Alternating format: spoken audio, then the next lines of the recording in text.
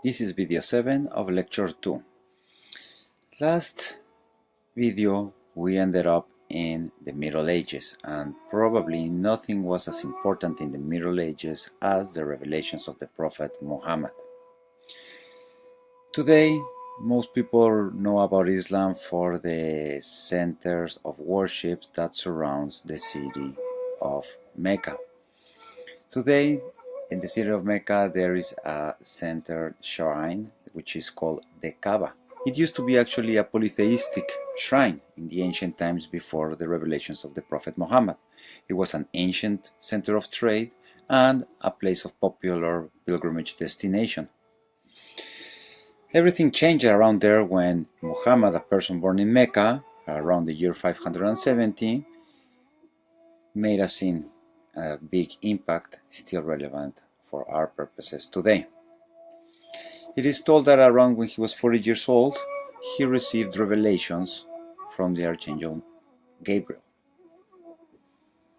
These revelations is basically what forms the present-day Quran.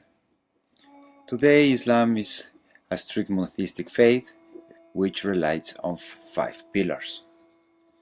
The testimony of faith, known as the Shahada, the requirement to pray 5 times a day, the pillar of Zakat, always supported the needy, fasting during the month of Ramadan, and of course the pilgrimage to Mecca.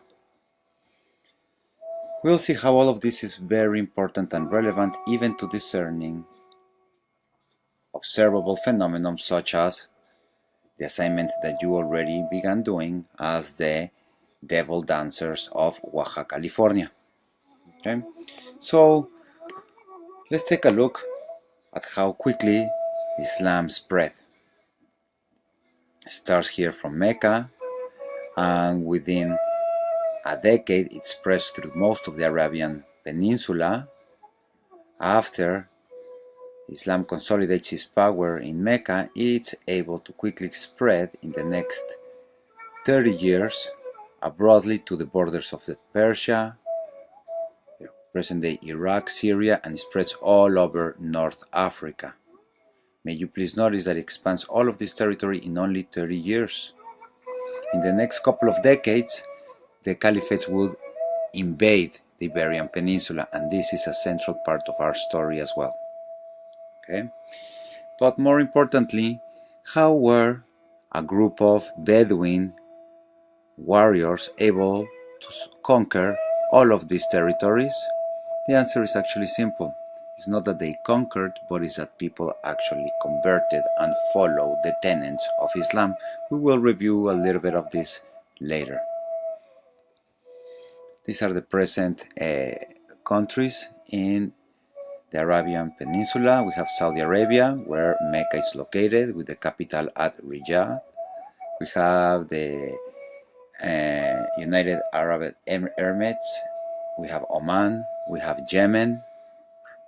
And we have here in the coast of Somalia, Ethiopia, Eritrea, which both of them are heavily Christian countries, Sudan, and Egypt.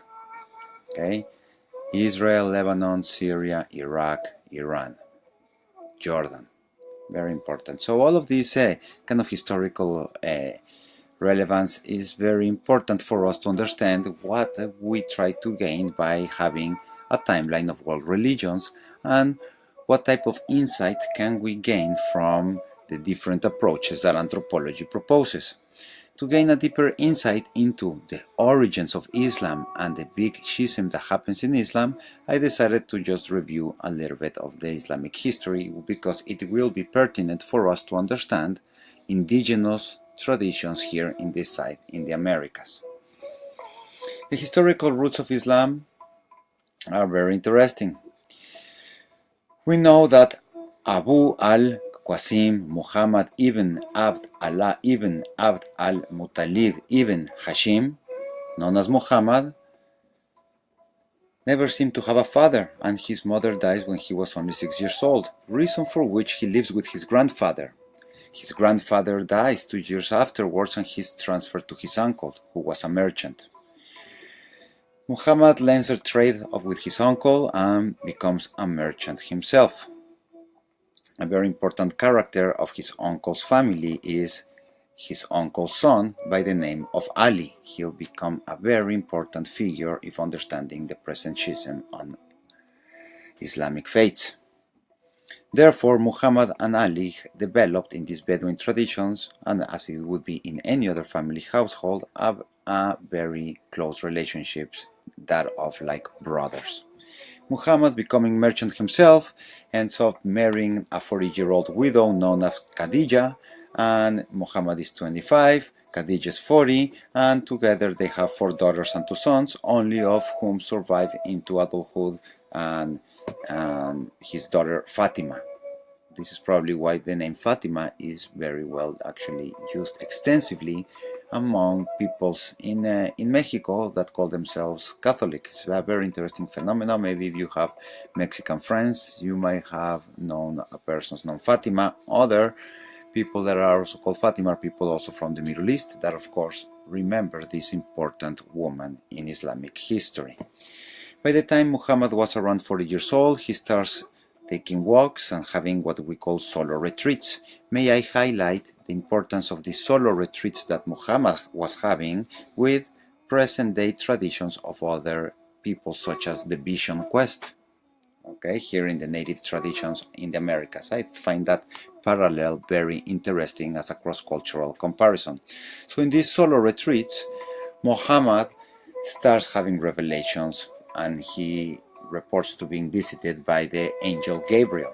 It is around 600 AD that Muhammad starts reporting these visions.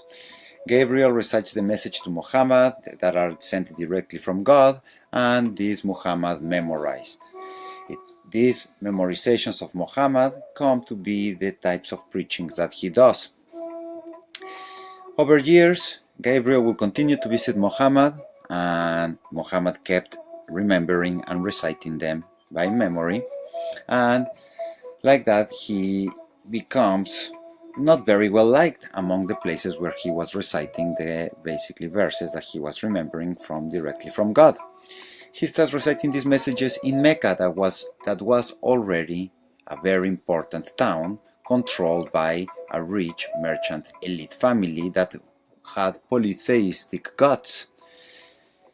Muhammad starts preaching the messages from God, and he becomes persecuted by the merchants, and they make him retreat and escape out of Mecca. And this escape out of Mecca in 1622 is what people today ritualized in their pilgrimages today. So Muhammad escapes to the nearby city of Mecca, and there they start creating an Islamic community. It is in 625, Meccans, seeing that Muhammad's people are getting too strong, they decide to attack Medina. However, even though they defeated the Muslims, they did not kill Muhammad, and the Meccans retreat back to their capital of power. 5 years later, Muhammad is able to gather an army of 10,000 men, and they march into Mecca, taking power of the sacred shrine, take away all of the polytheistic idols, and begin transforming not only the worldview, but the blueprint of what would become the newly caliphate of the Umayyads.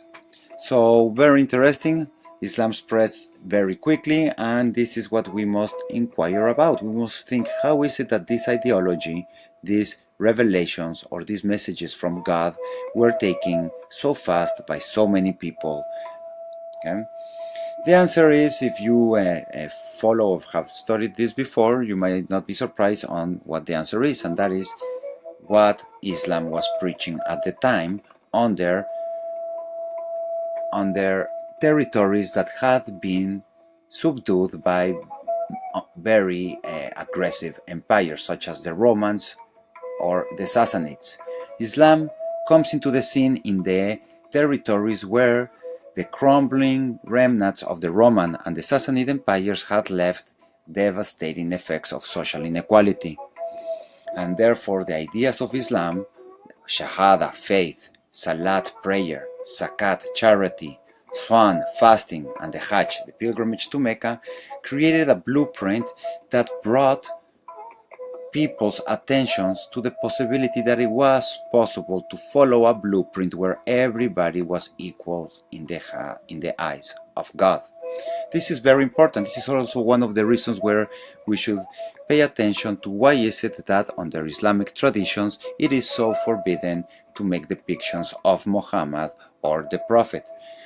The answer sometimes is beyond the explanations of theology or explanations of present-day analysis. Sometimes these explanations needs to take us back to the origins and the creations of these blueprints of social equality. This is a picture of Islam's most sacred mosque, Al-Masjid Al-Haram, considered the house of God.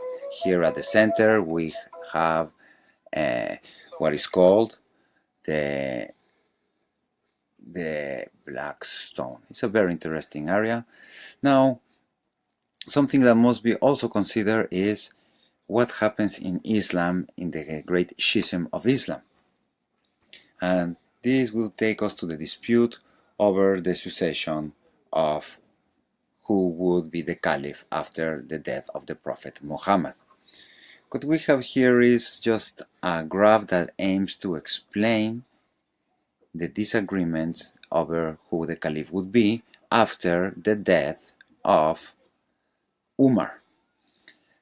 Each story of these caliphs is very interesting and will take me a long time to express it with you. I just invite you to research it, because after Muhammad dies, Abu Bakr, an elder, was chosen. Abu Bakr is a very important person in solidifying the ideas of Muhammad and the religion of Islam as a blueprint for social equality. And after Abu Bakr, who was this wise elder, dies, the Bedouin traditions all agree that the next leader should be this person that was a great military man and a great statesman and a great theological person by the name of Umar. Umar leads the caliphate, the Rashidun Caliphate, and when he dies in 644, that is when the tensions arise in who should be the next caliph. People were very wary of supporting Uthman because they argued that Ali should have been the caliph. Why Ali? Well, because Ali was the younger brother of Muhammad, and who better than Ali to follow the teachings of the Prophet. On the other hand, we have this character Uthman, who actually had converted from Islam and was part of the families that used to control Mecca prior to Muhammad's rule.